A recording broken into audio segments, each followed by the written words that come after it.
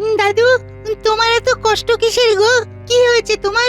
মুখটা মুখটা কেমন যেন দেখে মন মরা লাগছে কেন গো? কি আর বলবো রে, বাড়িতে মেয়ে জামাই এসেছে। মেয়ে বউ মেয়ে জামাই তিনজনে মিলে আমাকে জ্বালিয়ে মারছে।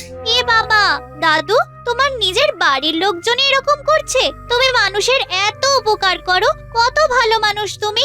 নিজের লোকের জন্যই তো সঞ্চয় করছো, তারাই এরকম করছে। তুই তো ঠিকই বলেছিস, আমি তো সঞ্চয় করছি বাড়ির লোকের জন্যই, কিন্তু কোথায় যে কি সঞ্চয় করছি তা তো আমার বাড়ির লোক জানে না।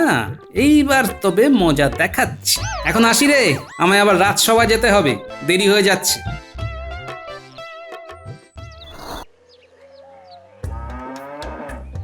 ওই গো, তোমার হলো? চলো চলো, তাড়াতাড়ি চলো, বেরোতে হবে তো। হ্যাঁ হ্যাঁ, হলো হলো। আর একটু দাঁড়াও, আসছি বাবা, আসছি। তোমার সেই প্রতিবারের মতো এক কাণ্ড। এত দেরি করো না তুমি। এখন না বেরোলে ঠিক সময় পৌঁছতে পারবো? চলো, আমি তৈরি। এইবার প্রায় এক সপ্তাহ আগেই শ্বশুর বাড়ি যাবো, কি বলো? হ্যাঁ চলো চলো, কতদিন পর বাপের বাড়ি যাচ্ছি বলো তো? আমার তো আর তর সইছে না।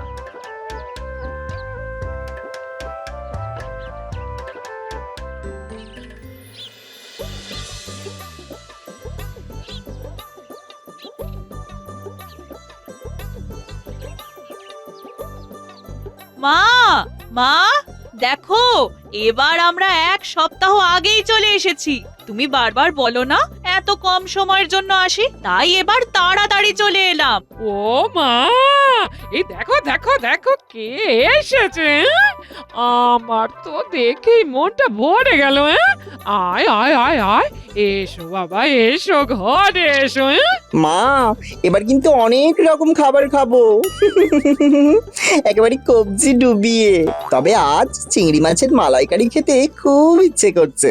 এবারে তো আমি একেবারেই খাটবো না, সব সময় আমি একাই খেটে মরি, আর উনি শুধু হুকুম করেন। মেয়ে জামাইটা তো ওনারও নাকি। কি হলো মা, চুপ করে আছো কেন? কি ভাবছো এত? আচ্ছা বাবা আচ্ছা, এই তাই হবে তাই হবে। বাড়িতে তো চিংড়ি নেই। মিনুর বাবা আসুক, এলেই আমি বলছি বাজার থেকে বড় বড় দেখে চিংড়ি কিনে আনতে। হ্যাঁ আচ্ছা মা, এবার তাড়াতাড়ি এসেছি যখন, বহুদিন হলো কৃষ্ণনগরটা ঘুরে দেখা হয়নি। এবার তাহলে ঘুরে ঘুরে একটু নিজেদের মতন করে সময় কাটাবো। হ্যাঁ বাবা হ্যাঁ, নিশ্চয়ই নিশ্চয়ই। এখন আপাতত বিশ্রাম নাও, অনেক দূর থেকে এসেছো। হ্যাঁ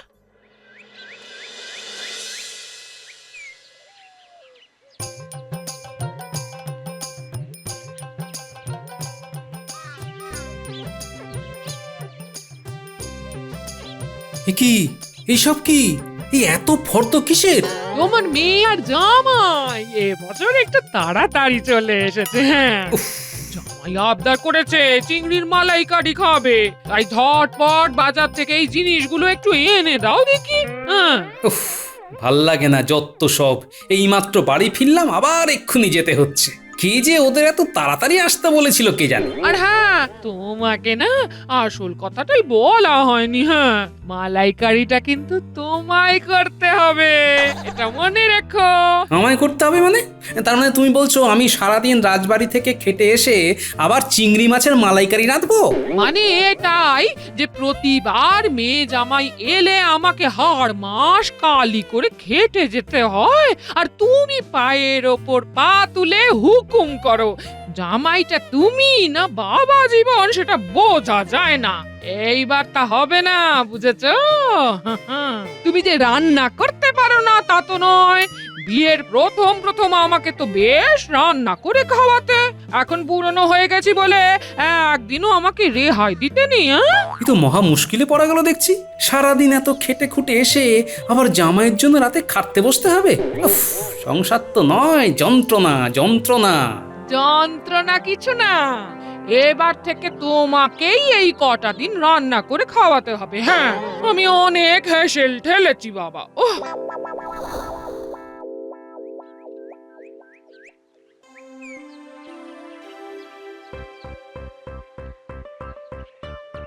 কই গিন্নি, আর কত দেরি? এবার তো রাজসভায় যেতে দেরি হয়ে যাবে, ভাতটা দাও। ভাতটা দাও মানে? তোমায় না আমি বললাম এই কটা দিন আমার ছুটি, এখন তোমরা মেয়ে বাবা মিলে রান্না করো আর আমাদের সবাইকে খাওয়াও। এই কদিন আমি কিচ্ছুটি করব না, বুঝেছো? হ্যাঁ। এ তো আজব ব্যাপার, গিন্নি আমায় এইভাবে ফাঁসাচ্ছে, কিন্তু এখনো ভাত না হলে তো আমার রাজসভায় যেতেও দেরি হয়ে যাবে। যাই, অগত্যা আমি ব্যবস্থা করি।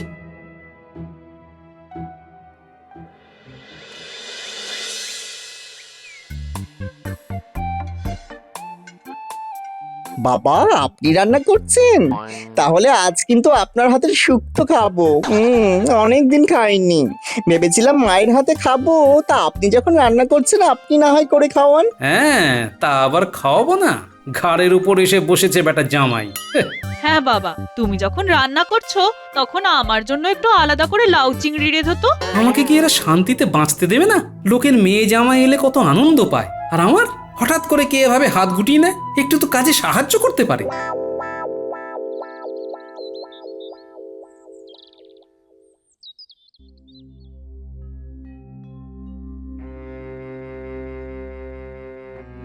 কি হে গোপাল, তোমার মুখের এই অবস্থা কেন? তা বা আজ এত দেরি হলো যে? তাছাড়াও তোমায় এত কেন ক্লান্ত দেখাচ্ছে গোপাল? আর বলবেন না মহারাজ, বাড়িতে আমার এক ফোঁটা শান্তি নেই। মেয়ে বউ জামাই মিলে আমাকে নাজেহাল করে ছেড়ে দিচ্ছে। কেন কেন কেন গোপাল, সামনে তো জামাই ষষ্ঠী, তোমার মেয়ে জামাই চলে এসেছে, তোমার তো আনন্দ হবার কথা। কিন্তু মহারাজ, এবার আমার সেটাই কাল হয়েছে। এক সপ্তাহ আগেই মেয়ে জামাই চলে এসেছে, আর এদিকে আমার বউ বলেছে যে কদিন ওরা থাকবে সেই কদিন সেও কোনো কাজ করবে না। এই কদিন নাকি তার ছুটি। বেশ হয়েছে, পেট মোটাটা এতদিন খালি খেয়ে আর ঘুমিয়ে ভুঁড়ি ফুলিয়েছে। একটু খেটে বুঝুক কেমন লাগে।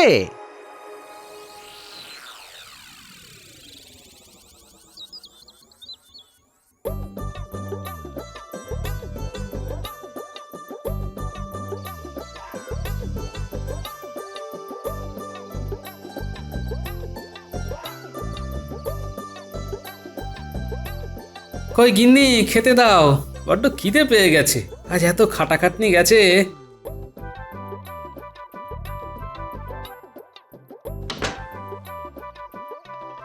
খেতে দাও মানে?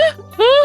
এ আমাদের তো সবার খাওয়া হয়ে গেছে। হ্যাঁ, আমি তো ঘুমিয়েই পড়েছিলাম, তুমি এলে বলে আবার উঠতে হলো। হ্যাঁ। হ্যাঁ, ঘুমিয়ে পড়েছিলে মানে? এত তাড়াতাড়ি ঘুমিয়ে পড়লে কেন? আর খাবার নেই মানেটা কি? হ্যাঁ, তোমরা কিছু খাওনি? হ্যাঁ, খেয়েছি। হ্যাঁ, ও বেলা যা রান্না ছিল মোটামুটি তাই দিয়ে আমাদের তিনজনের খাওয়া হয়ে গেছে। বাবা, তাই আর আলাদা করে তোমার জন্য আর রান্না করিনি। হ্যাঁ, আর তোমার যদি খুব খিদে পায়, তুমি না হয় একটু ভাত ফুটিয়ে নাও। আরে আচ্ছা আচ্ছা, তোমরা কেউ একবারও আমার কথা ভাবলে না? নিজেরা খেয়ে শুয়ে পড়লে। এতে এত দুঃখ পাবার কি আছে? হ্যাঁ? একটু তো ভাতে ভাত ফুটিয়ে নিতে বলেছি, এমন করছো যেন কি না কি অপরাধ করে ফেলেছি। হ্যাঁ, হ্যাঁ, সেই ঠিকই বলেছ। না, ঠিক আছে, তুমি যাও, গিয়ে ঘুমিয়ে পড়ো। আমি মুড়ি বাতাসা খেয়ে ঘুমিয়ে পড়ছি।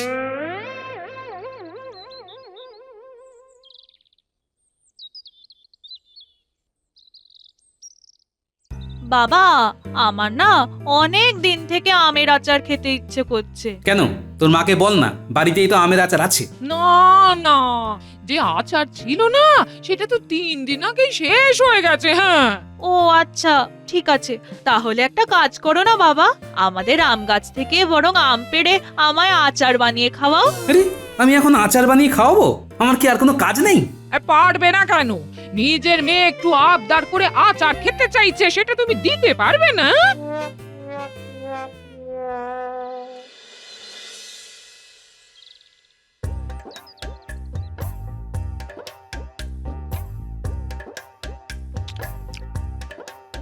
ওহ, দারুণ দারুণ হয়েছে তো। এবার থেকে এখানে এলে তোমার হাতেই আচার খাবো। আরো এক বয়াম আমার জন্য আচার করে রেখো তো, যাবার সময় নিয়ে যাব। বলছি শোনো, এই উঠোনটা একটু গোবর দিয়ে লেপে দিও তো রাজসভায় যাবার আগে। আর কদিন বাদেই তো জামাই ষষ্ঠী গো, উঠোন তো নিকোতেই হবে। হ্যাঁ, আমি এখন রাজসভায় যাব, তার আগে নাকি আমায় উঠোন নিকতে হবে? কেন, তুমি মিনু বাড়িতে বসে কি করবে কি? হ্যাঁ, কেন গো, এতদিন পরে মিনু এলো, ওকে নিয়ে আমি পুঁটির মার বাড়ি গল্প করতে যাব। গল্প করতে যাওয়াটা তোমাদের কাজ? কেন রাজসভায় ভাড়ামো করতে যাওয়াটা যদি তোমার কাজ হয়, আমাদের গল্প করাটাও কাজ হবে না কেন? হ্যাঁ, তুমি তুমি এত বড় কথাটা আমায় বলতে পারলে গিন্নি? সেই ভাড়ামো করেই না আমাদের সংসার চলে, বুঝলে? হ্যাঁ, সারাটা জীবন তো শুধু ওই করে আর খেয়ে ঘুমিয়ে কেটে গেল। তাই এবার একটু সংসারের কাজকর্ম করো গো। এ তো দারুণ ব্যাপার। এরকম শ্বশুরবাড়ি কজনের ভাগ্যে জোটে? যা চাইছি তাই পেয়ে যাচ্ছি, তা আবার শ্বশুরমশাই নিজের হাতে রান্না করে খাওয়াচ্ছেন। জামাই ষষ্ঠীর পরেও আমি আর বাড়ি যাবই না, এখানেই থেকে যাব।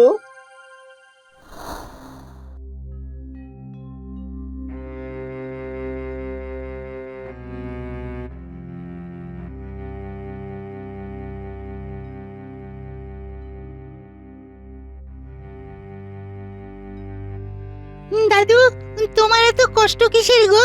কি হয়েছে তোমার? মুখটা মুখটা কেমন যেন দেখে মন মরা লাগছে কেন গো? কি আর বলবো রে, বাড়িতে মেয়ে জামাই এসেছে। মেয়ে বউ মেয়ে জামাই তিনজনে মিলে আমাকে জ্বালিয়ে মারছে।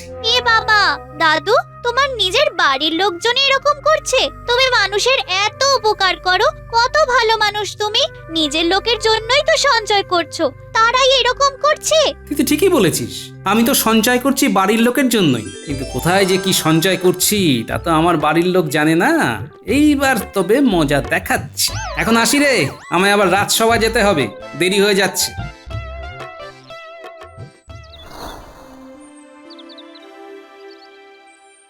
কি হে গোপাল, এখন তোমার বাড়ির অবস্থা কি? এখনো কি সেই একই অবস্থা চলছে নাকি? তা মুক্তির উপায় কিছু পেলে? উপায় একটা পেয়েছি মহারাজ, তবে আপনার একটু সাহায্য লাগবে। হ্যাঁ হ্যাঁ, নিশ্চয়ই। কি সাহায্য লাগবে বলো? আমার একজন পেয়াদাকে একটু লাগবে মহারাজ। তাকে ঠিক যেমনটি বলবো, আমার বাড়িতে গিয়ে আমার অবর্তমানে তাকে তেমনটি বলে আসতে হবে।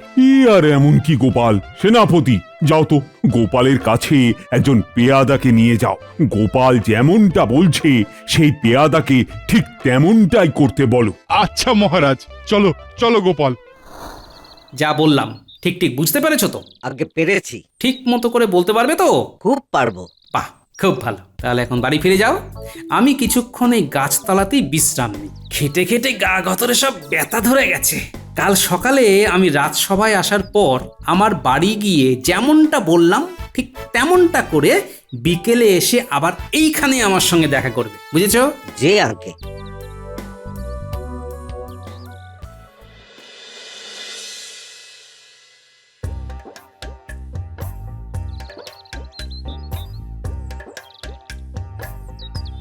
কি ব্যাপার এখানে?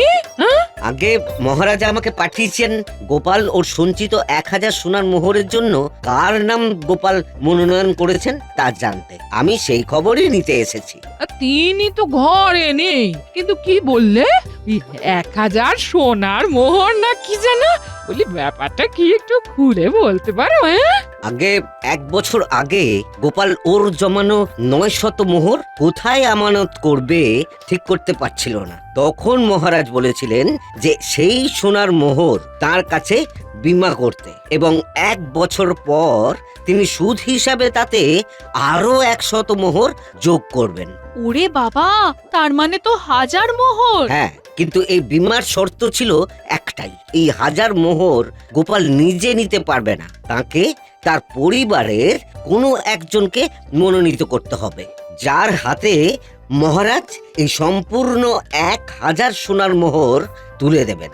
এখন সেই সময় পূর্ণ হয়েছে, তাই মহারাজ আমাকে পাঠিয়েছেন গোপালের কাছে। তিনি কাকে এই 1000 মোহর পাওয়ার জন্য মনোনীত করেছেন তা জানতে। এটা উনি তো এখন বাড়িতে নেই। বাড়িতে এলে না হয় জানাবো আপনি এসেছিলেন। তারপর মহারাজের কাছে গিয়ে তিনি কাউকে মনোনীত করেছেন তা জানিয়ে আসতে বলবো। হ্যাঁ, আচ্ছা, এলে জানিয়ে দেবেন। এ বাবা, 1000 সোনার মোহর! হ্যাঁ, পরিবারের কেউ একটা পাবে বললো, আর আমরা 3 জন ছাড়া তো পরিবারে আর কেউ নেই। তার মানে আমাদের 3 জনের মধ্যেই একজন কেউ পাবে, যে শ্বশুরমশাইয়ের সবচেয়ে প্রিয় পাত্র হবে।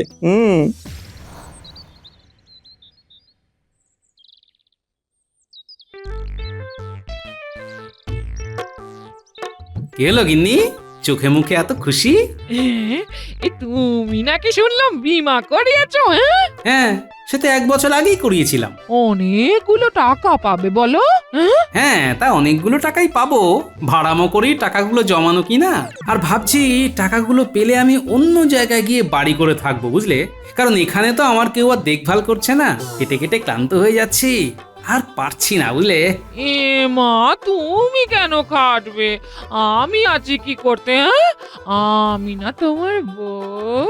কি খাবে বলো, শুধু এক্ষুনি রান্না করে খাওয়াচ্ছি আমি। বলো বলো। না না না মা, তোমারও তো বয়স হচ্ছে, তোমাদেরকে কাউকে কিছু করতে হবে না, আমি আজকে তোমাদের রান্না করে খাওয়াবো। এই শোন, তুই এখন পরের বাড়ির বউ, তোর এখন অন্য সংসার হয়েছে, তুই সেই সংসার সামলাতে যা। এটা আমার সংসার, আমায় কাজ করতে রে। হ্যাঁ, কেন মা, এটা কি আমার বাড়ি নয়? আর বাবাকে আমি রান্না করে খাওয়াতে পারবো না? আচ্ছা আচ্ছা, তোমরা তো ঝগড়া করছো কেন? তোমরা মা মেয়ে দুজনে মিলে রান্না করো, তাতে সমস্যা কি? ঠিক আছে ঠিক আছে, তাই হোক। আমরা দুজন মিলে আজকে তোমার জন্য রান্না করছি। হ্যাঁ,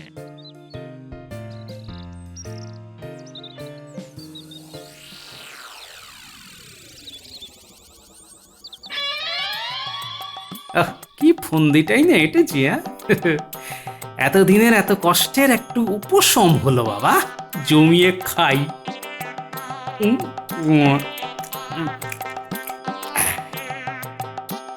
কাল তো জামাই ষষ্ঠী, আমার আর বাজার যেতে ইচ্ছা করছে না, বুঝলে? কালকে বিমার টাকাটা পেয়ে গেলেই চলে যাও, এখানে তো আমাকে আর কেউ খাওয়াবে না। কেন বাবা, আমি তো আছি, আমি সব বাজার করে আনবো, আপনি এত চিন্তা করছেন কেন?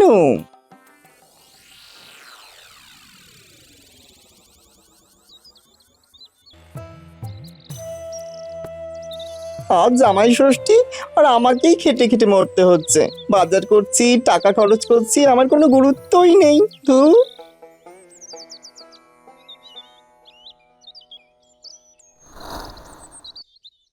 গোপাল, বাড়ি আছো? হ্যাঁ বলো, কি ব্যাপার? আজ আমার টাকা পাওয়ার কথা ছিল না? হ্যাঁ, কথা ছিল, কিন্তু তুমি তো তোমার পরিবারের কাউকে এখনো মনোনীত করতে পারোনি। আমি তো বাড়ি এসে বলে গেছিলাম। আচ্ছা, আমি যদি আমার মেয়ে বউ দুজনকেই মনোনীত করি? তুমি যতজনকে খুশি মনোনীত করতে পারো, কিন্তু কমপক্ষে একজনকে করতেই হবে। অবিবাহিত হলে তোমায় কাউকে মনোনীত করার দরকার পড়তো না, কিন্তু তুমি যেহেতু বিবাহিত, তাই তোমায় এটা করতেই হবে। বেশ বেশ, তুমি নিশ্চয়ই আমাকেই মনোনীত করবে, হ্যাঁ? কি বলো? হ্যাঁ, বাবা, আমি না তোমার মেয়ে, আমার নামই নিশ্চয়ই বলবে তুমি। না না বাবা, আমার নামই বলবেন, তাই না বাবা? না, আমি একজনকেই মনোনীত করব। তোমাদের তো বলেইছি, এই বাড়ি ছেড়ে আমি চলে যাব, তারপর অন্য জায়গায় গিয়ে বাড়ি করে সুখে সংসার করব। তুমি আমাকে এই চিনলে? তোমার জন্য এত করেছি গো, আমার জন্মই হয়েছে তোমার সেবা করার জন্য। আমি তোমার ধর্ম সাক্ষী করা বউ, তুমি আমায় ছেড়ে চলে যাবে? হ্যাঁ, সেসব কথা পরে ভাবা যাবে, এখন আমার রাজসভায় যেতে হবে, আমি চললাম। বুঝলি মিনু, টাকার 50 ভাগ আমি নেব, আর তুই আর জামাই দুজনে 25 করে নিবি, কেমন? হ্যাঁ, ঠিক আছে।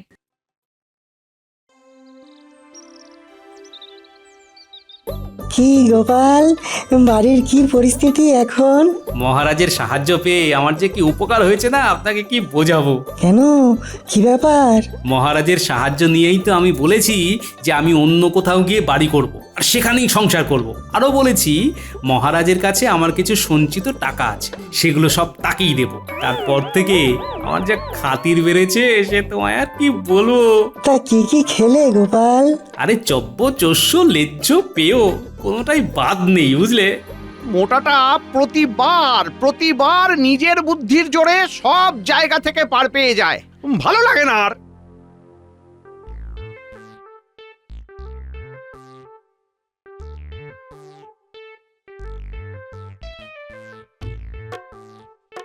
তুমি আমার টাকাটা নিয়ে এসেছো? হ্যাঁ, না, আমি টাকা আনিনি, একটু পর পেয়াদা এসে টাকা দিয়ে যাবে। ও আচ্ছা। কি গো, টাকাটা এনেছো?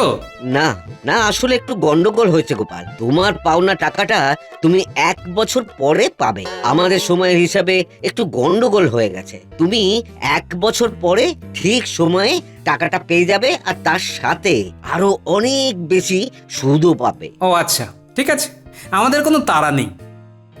গিন্নি, আমি এখন চান করতে গেলাম, বুঝলে? মিনু, এখন তো এমনিতেও টাকা পাবি না, এখন তাহলে কি করবি? হ্যাঁ, এখানে থাকলে প্রতিদিন যা খরচ হচ্ছে, নিজের টাকায় বাজার করতে করতে ফকির হয়ে যাচ্ছি। এক্ষুনি না পালাতে পারলে ভিখারি হয়ে ফিরবো। মা, এবার আমরা বরং এলাম। সে কি বাবা, এই জামাই ষষ্ঠীর দিন তুমি চলে যাবে বলছো কেন?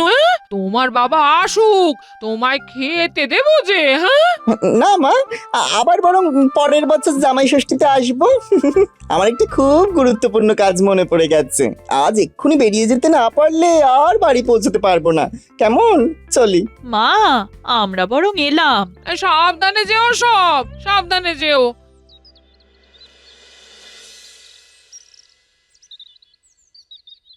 কই গিন্নি, মেয়ে জামাই কোথায়? মেয়ে জামাইয়ের একটু তাড়া ছিল বুঝলে, তাই ওরা হন্তদন্ত হয়ে বেরিয়ে গেল। হ্যাঁ ও আচ্ছা, তা আজকে কি রাজসভায় যাওয়ার আগে খাবার পাবো নাকি? হ্যাঁ, এখন 1 বছরের জন্য তো তোমাকে খাওয়াতেই হবে। কেন খাওয়াবো না? এই তো খেতে বসো, খেতে বসো, তোমায় খেতে দিচ্ছি। হ্যাঁ, এই নাও ভাই, 2টো মোহর।